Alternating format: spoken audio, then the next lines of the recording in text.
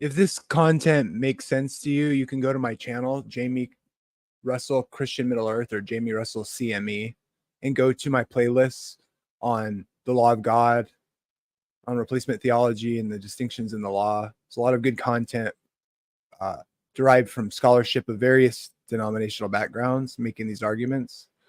But I just want to suggest that I don't believe you, futurist, who says he loves the Jews. You don't love the Jews. You love your doctrine that you want to come true. And here's my reasoning for that.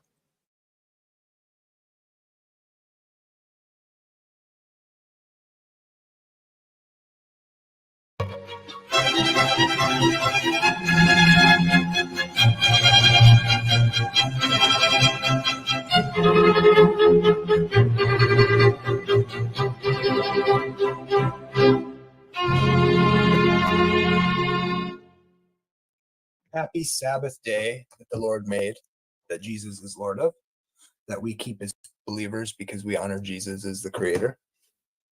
And we understand that our faith is a Hebrew faith that comes from what was established in the first century with first covenant people. And so we honor that by honoring the fact that our faith is a Hebrew faith. Okay, so here's my question. And this is a fact-finding mission. You guys can help me understand, because this is how it looks to me with this modern understanding of dispensationalism. So first, I want to say this. I think what's happening in Israel is terrible for both sides. I believe in a Western democracy. So as it sits now, I am for Israel. I'm not for the death of Palestinians, but it's very complicated. So I think the Israelis should have a democracy in the land. I think they're good stewards of the land. So I'm not anti-Israel. I'm pro-Israel. In that sense, anyways. Okay. Not because I think the Bible is foretelling it, but just because that's how I see the current circumstances and the way of governing and where we find ourselves. I don't think the Israelis should be kicked out of the land. I am for their democracy as it stands. So this has nothing to do with me being anti-Israel whatsoever. I'm pro-Israel. Okay. But here's my question. I don't get it. Do you take the Bible literally in this sense about Israel and you divorce the church from Israel because you're confused and you don't want to keep the Sabbath or whatever, and you don't want to recognize that the church is a Hebrew faith established by Hebrews and Jesus in the first century, and you deny this, which I think is a huge mistake. And you actually are the actual replacement theologians because you've replaced the true faith that is a Jewish Hebrew faith, and you make the church this other entity, and that God's going to bring back the Mosaic covenant for the Jews, which makes no sense because Jesus is the savior to the Jew first. I don't get it. Please help me understand where you're coming from. I believe that you are very mistaken and you don't understand the Bible, but I'm willing to listen. And I have been listening for a while now, as best as I can.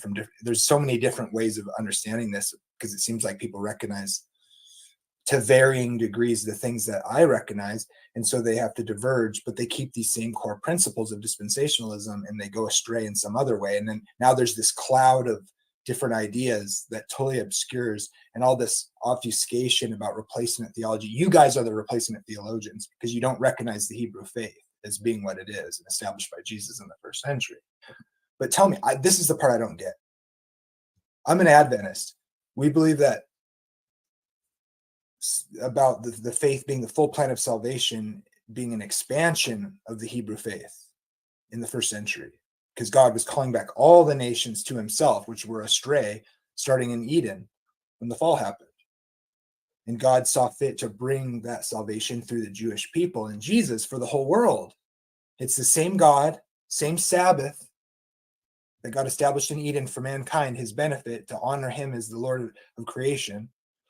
And now all this obfuscation with replacement theology, which is kind of a replacement theology classically, the covenant theology is, because they took that faith and went their own way with it. This is what was prophesied in Daniel, that he would change God's law.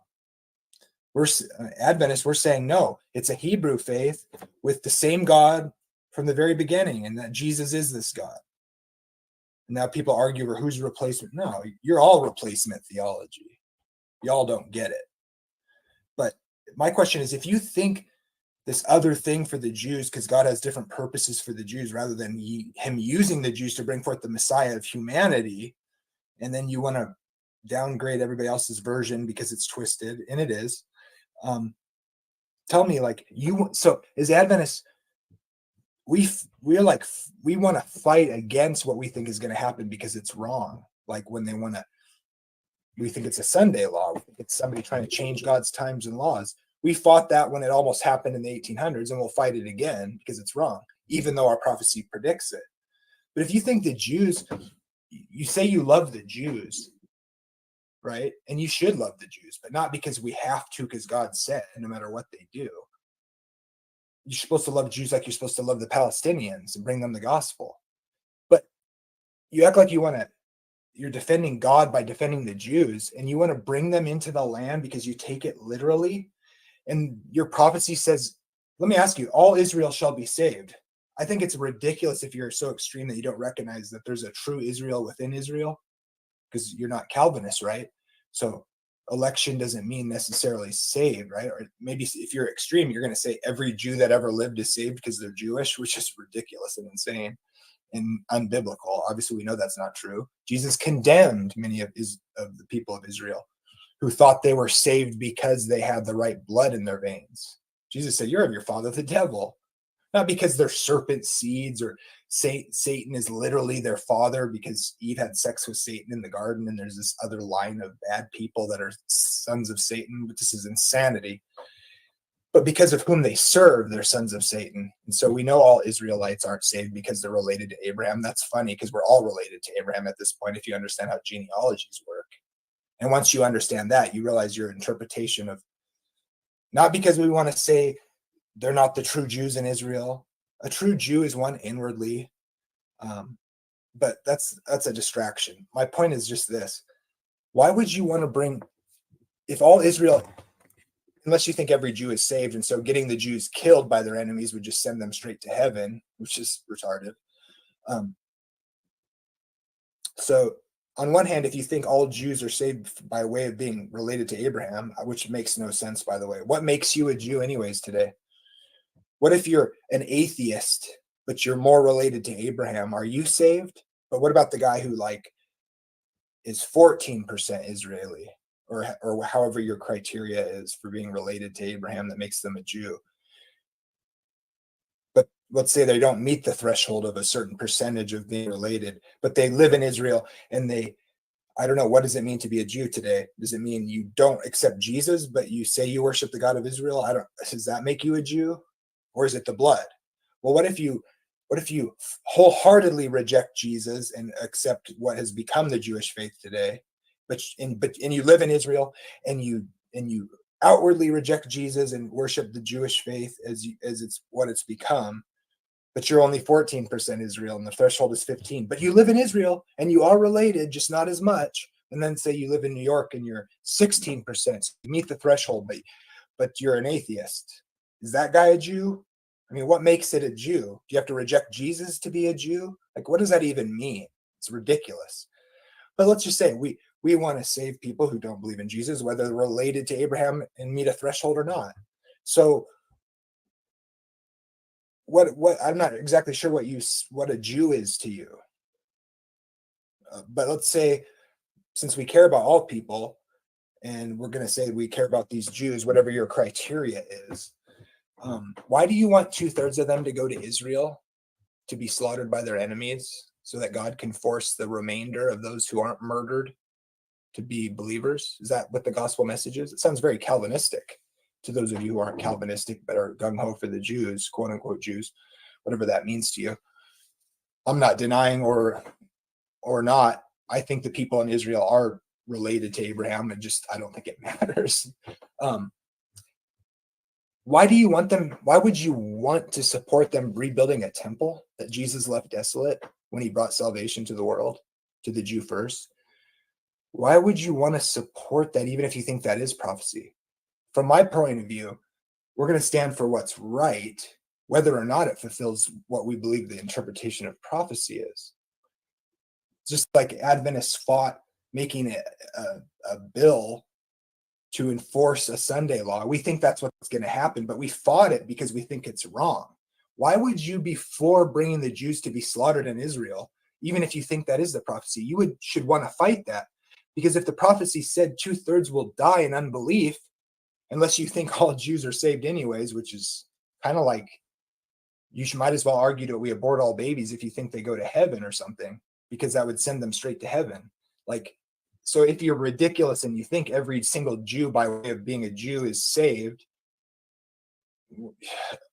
makes no sense. It's the same idea, but okay, now let's say you're more reasonable and you think, no, obviously Jews that die in unbelief because they need to believe the gospel would go to hell, and you probably think God sends people straight to hell and they are tortured forever, which is another conversation of why that's perverse and absolutely not biblical.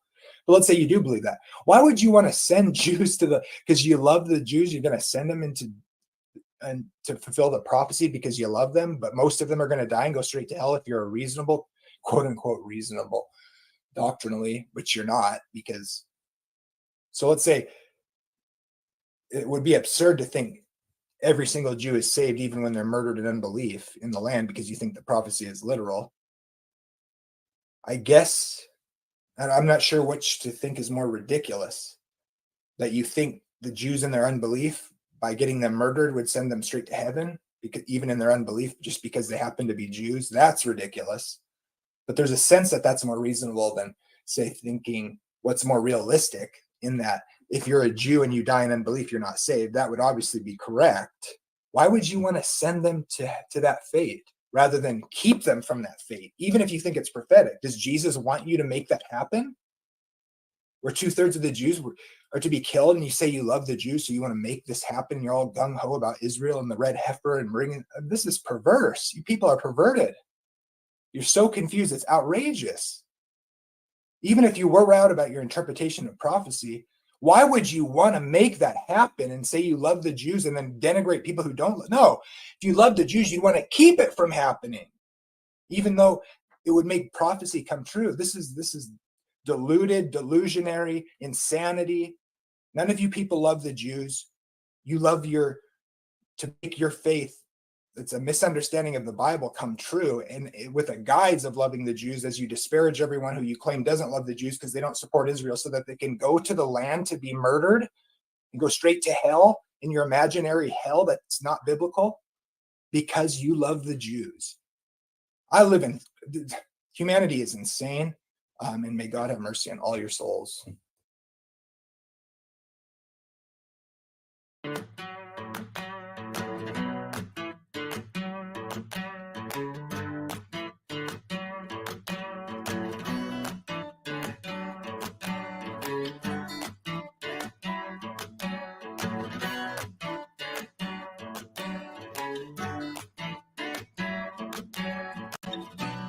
I'm not who you think I am. Whoa.